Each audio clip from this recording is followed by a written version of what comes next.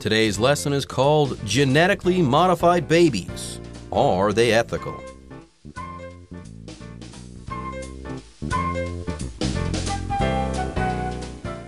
Hi, everyone. My name is Jeff. My name is Roger. Today, again, we're going to continue talking about GM babies.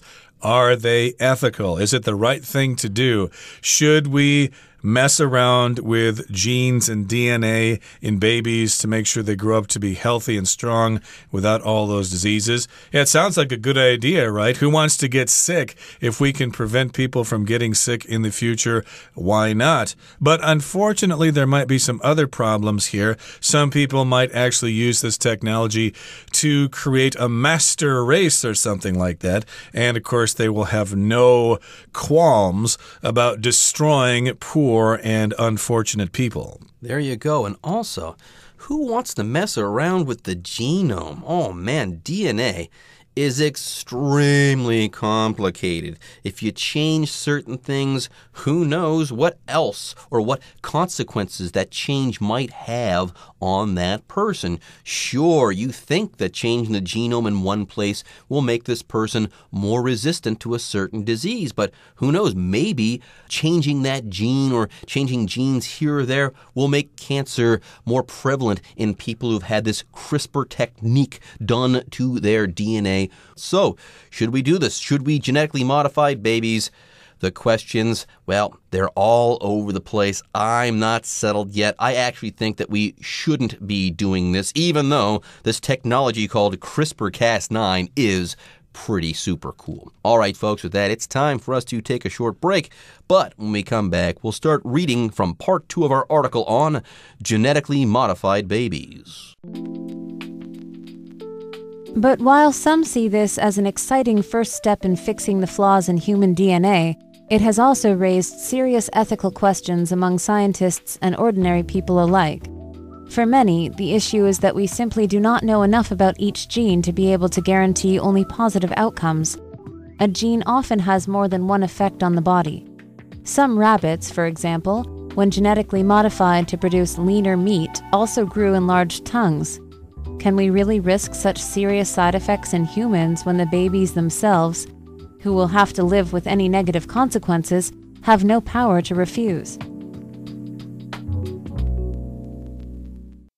各位好，第一部分我们看到形容词 lean 指肉瘦的，人精瘦的。例如 We need 500 grams of lean ground beef for this hamburger recipe. 我们需要500克的牛角瘦肉来做这道汉堡料理。或是 Being a runner, Emily has a lean body and is in great health. 身为一名跑者 Emily 有着精瘦的身材并且非常健康。另外，这个字也可以当动词，指倾斜、歪斜。以下补充几个相关片语。第一 lean toward 表示意见、见解、倾向、偏好……像是 I'm not sure where I will travel this summer, but I am leaning toward Greece. 我不确定我今年夏天会到哪里旅行，但我倾向去希腊。第二 lean to 加名词，表示倾斜、歪斜向某处。我们可以说 If you lean to the left, you can see the park from here. 如果你侧向左边，你可以从这边看到公园。第三 lean on 加名词，表示依靠、依赖。举例来说Casey and I are good friends, and she knows that she can lean on me. 我和 Casey 是好朋友，她知道她可以依靠我。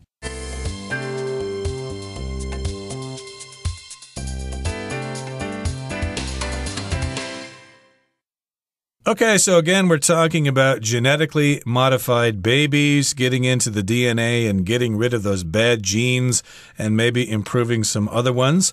So yeah, this might be actually pretty exciting. Here it says, but while some see this as an exciting first step in fixing the flaws in human DNA, it has also raised serious ethical questions among scientists and ordinary people alike. So yes, a lot of people think that, hey, this is great. This is great new technology.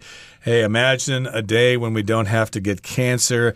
We won't have to have HIV. There'll be no Hodgkin's disease or Down syndrome and stuff like that. We can actually fix the flaws in human DNA. So here a flaw is just a small problem, something that prevents something from being perfect, okay?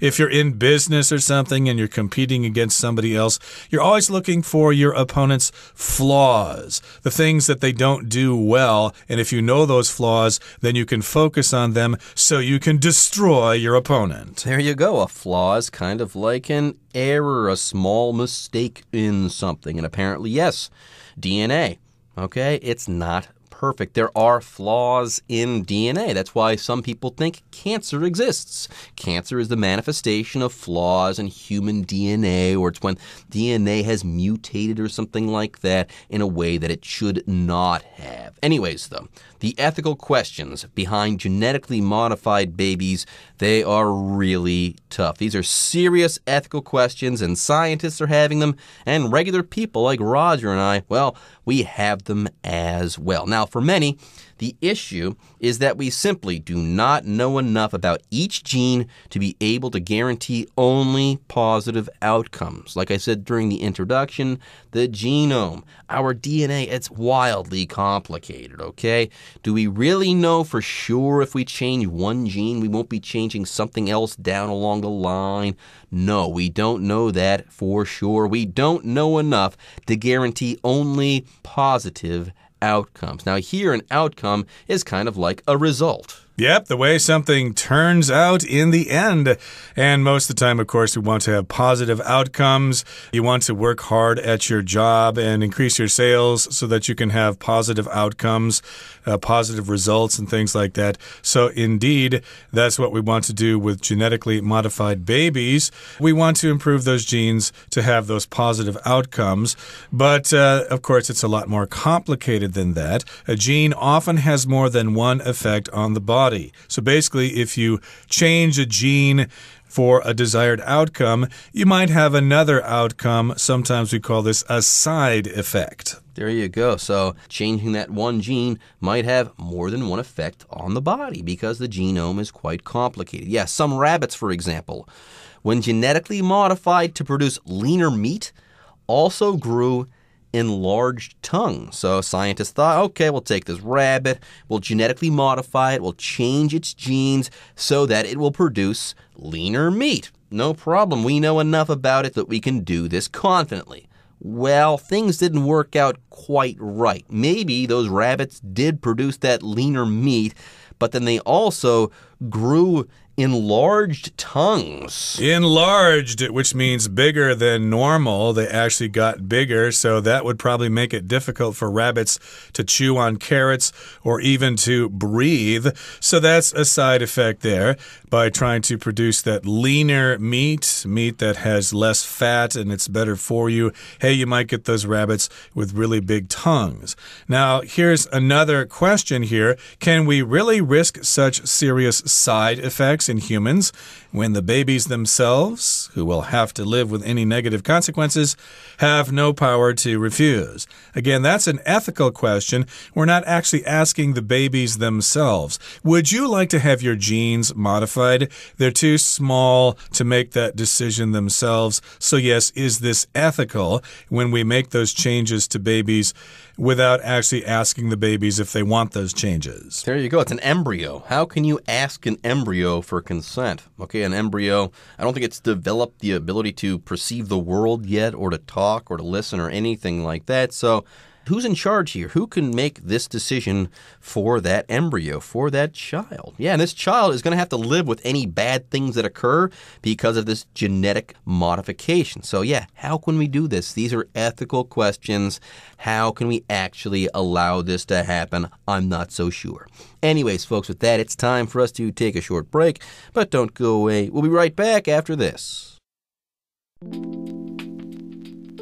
Others are against the technology on the basis that it would eventually be used for things other than curing diseases. What happens when the rich can afford to make their children smarter and stronger while the poor cannot? In a world where inequality is already widespread, do we really need to create an additional upper class of genetic elites? 第二部分，我们看到名词 elite， 意思是精英、优秀分子。举例来说 The marketing team is made up of a group of elites who are good at promoting new products. 行销团队是由一群精英分子组成，他们很擅长行销新产品。另外，这个字也可以当形容词，指精英的、杰出的。我们可以说 Only the most elite athletes have a chance to play sports professionally. 只有最精英的运动员有机会成为职业选手。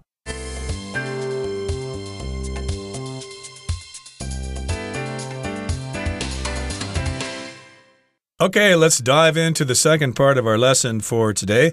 Other people who are involved in this debate are against the technology on the basis that it would eventually be used for things other than curing diseases. So yes, there are some people who are opposed to using genetically modified genes.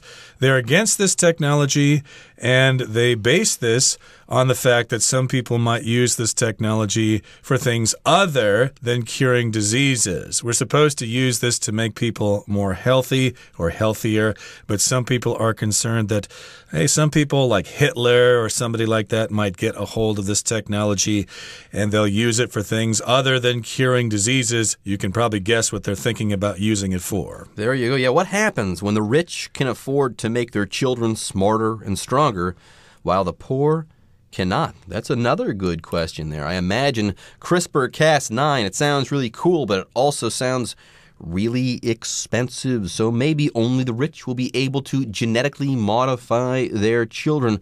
What happens then? The rich get richer and smarter and stronger, but what happens to the poor? The poor stay poor, and yes, the distance between the poor and the rich gets bigger and bigger. Indeed, and then rich people will have to start competing against each other, and we'll have a really big mess. Now, in a world where inequality is already widespread, do we really need to create an additional upper class of genetic elites? Indeed, we're already talking about inequality. The rich are getting richer and the poor are getting poorer. The healthier are getting healthier. The unhealthy are getting sicker. So indeed, that's inequality, and it's widespread. It's all over the place. And now we've got this other thing to worry about. An upper class of genetic elites, okay? Hey, you've got good genes, you've got bad genes. Hey, we get all the privileges. You guys are going to have to suffer. We don't seem to need any more excuses to be different. There you go. Yeah, why do we need another upper class, okay? Already we've got a lower class and a middle class and an upper class. The upper class, they're rich and they're powerful. Do we need another upper class that has these genetically perfect people? Do we need this upper class of genetic elites? And yes, when we're talking about elites or the elite, we're talking about a group of people who are superior in some way, shape, or form. And in this particular situation, these genetic elites, they're going to be strong and smart because their genes have been modified so that they're smarter and stronger than a normal person. So this would represent a new class of genetic elites. How about that? Do we need this new upper class? I don't think so. Anyways, folks, with that, it is time for us to take a short break, but don't go away. When we come back, we'll be wrapping up our article on genetically modified babies. Despite the technology's complications, human genome editing seems to be an inevitable part of our future. It is vital at this early stage to put in place a clear ethical framework that will ensure the technology serves a common good rather than causing permanent harm.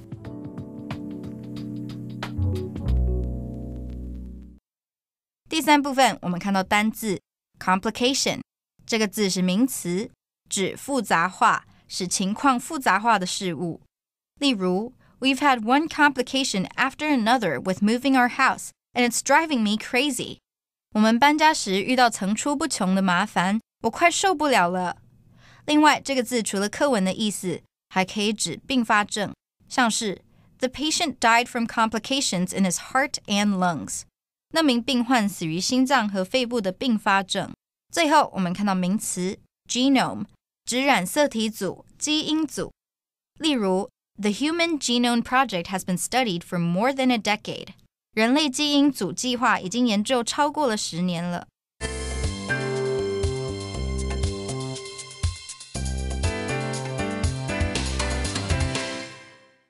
Okay, here's the final paragraph in today's lesson. It says, despite the technology's complications, human genome editing seems to be an inevitable part of our future. Indeed, this box of worms has already been opened. The cat is out of the bag, and we know how to do this, so it's only a matter of time before mad scientists in various parts of the world try to use this technology. Yeah, you might have some nice doctors who try to use it to help people, but of course, this technology is complicated. So, despite the technology's complications, or even though this technology is very complicated, human genome editing is inevitable. Inevitable means unavoidable. It's going to happen. It's coming. There's no way to stop it. Almost like a global warming or nuclear war. There you go. Yeah, despite these complications, genome editing for humans, it's on the way. It's inevitable. By the way, I have used this word genome a few times. The word genome is a combination of the word gene and also chromosome. If you take together all of our genes and chromosomes, all those things that make us who we are on a cellular level, way down deep, that's our genome. Now, let's go ahead and move on. The final sentence of our lesson says, it is vital at this early stage to put in place a clear ethical framework that will ensure the technology serves a common good rather than causing permanent harm. I would also add to that, we need to have this clear ethical framework, and we may have to make sure that the scientists that can actually do these things, they can do the CRISPR-Cas9 stuff and stuff like that they actually abide by this ethical framework, okay? We already have a Chinese scientist who's already started editing babies genetically. Hopefully in the future, scientists will come together and say, okay, we're going to hold off on doing this until we all agree that this ethical framework is what we are going to abide by. Yep, we need to take this ethical framework and put it in place to make sure everybody understands it and that everybody has the same idea about what is ethical and what is unethical. So that's our ethical framework. The framework, of course, is the foundational structure of something. Before you can build a skyscraper, you need to build the framework first with all the girders and the steel bars and stuff, and then you fill in the concrete and the glass and all that stuff. So here, yes, you need to have this ethical foundation, this ethical framework, and that will guarantee, it will ensure that the technology serves a common good.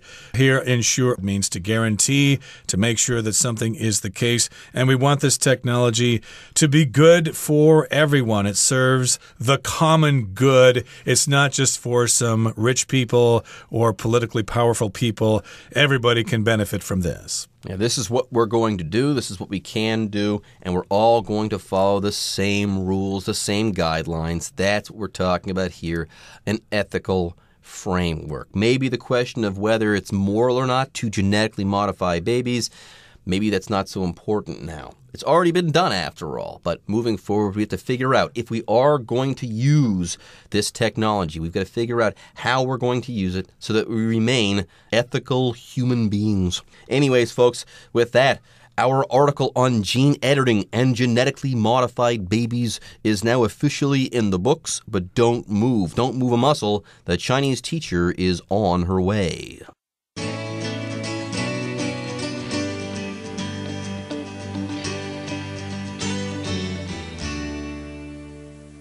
各位同学大家好，我是 Hanny。 我们来看今天的文法重点。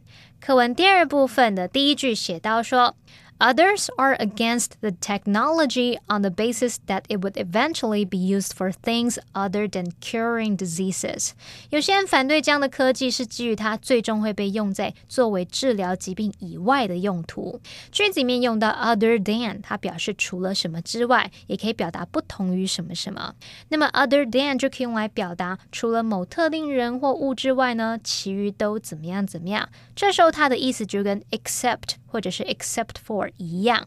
举例来说 The restaurant is open every day other than New Year's Day. 那间餐厅除了元旦以外，其他日子天天都有营业。好，那顺便补充跟 other than 相关的用法。第一个是用否定词搭配 other than 加名词或动名词，表示只有怎么样怎么样。好 other than 名词或动名词呢，跟在否定陈述之后，它表示除了某人或某事物之外就没有什么什么了，也就是说只有怎么样怎么样的意思。举例来说 The boy had nothing to eat other than a piece of bread. 那个男孩只有一片面包可以吃，也就是说除了那一片面包之外他就什么都没了，那就是只有那一片面包咯。好，第二个补充的用法是 none other than， 它后面可以接人或事物，这带有惊讶、赞叹或兴奋的语气，可以用来强调不是别的，正是什么什么，竟然是什么什么。举例来说 One of the men sitting at the next table was none other than her ex-boyfriend. 坐在隔壁桌的男生当中，其中一个竟然就是她的前男友，不是别人，正是她的前男友。好，那么课文最后提到说It is vital at this early stage to put in place a clear ethical framework that will ensure the technology serves a common good rather than causing permanent harm.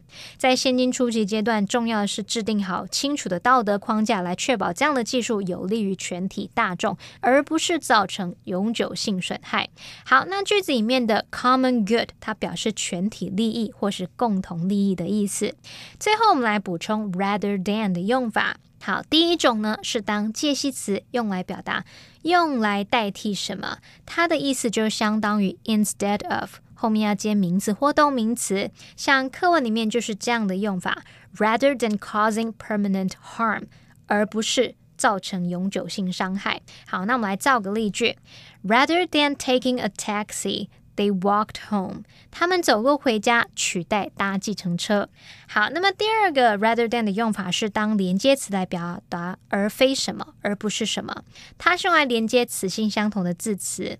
那当我们用 rather than 来连接不定词片语，也就是连接 to 加原形动词的话，这个 rather than 后方的不定词的 to 通常会省略哦。例如 I'd like to read a book rather than watch TV. 我想要看书，不想要看电视。好，那这边的 rather than 后面的 watch TV 前面就是省略了 to。 好，以上是今天重点整理，我们回顾今天的单字吧。 Flaw. My professor asked me to fix several flaws in my paper's reasoning. Outcome. The whole nation waited for the outcome of the trial. Lean. It's common for weight loss recipes to call for lean cuts of meat. Enlarge. I enlarged one of the photos from our trip and hung it on our living room wall. Framework. Chapter 2 of your master's thesis should explain the framework of your research. Ensure. The teachers and parents who went on the class trip ensured that the students were safe at all times.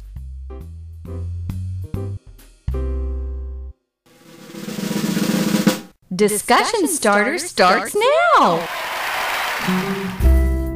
Here's our discussion starter for our article. The question is, do you think scientists should be modifying our genes? If so, for which purposes? Regardless of the uses, I think the cat is already out of the bag, okay? Genetic modification, it is going to be a part of our future. That is inevitable. I just think that everyone should get on board and really think very clearly about how to put an ethical framework in place that everyone is going to follow. Then we can be sure that these scientists will be modifying genes, but doing it in a certain way, doing it in a way that will guarantee the safety of children and adults who have been genetically modified. Well, if it's used for the common good, then I think genetic modification is okay. But again, we do need that ethical framework, and everybody needs to agree on that framework. Otherwise, we're all going to be doomed. Okay, everyone. With that, today's article is now complete. But, as always, we sure hope that you guys have enjoyed reading along with us. Anyways, I'm Jeff. I am Roger. See you next time.